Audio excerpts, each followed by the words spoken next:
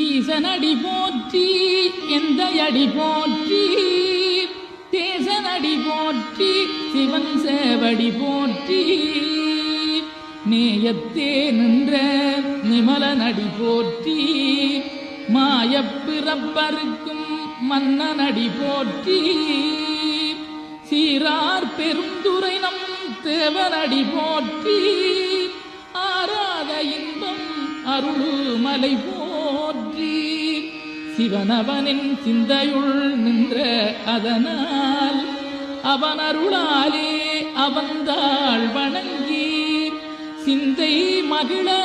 சிவபுராணம் தன்னை முந்தை வினை முழுதும் ஓய உரைப்பன் யான்.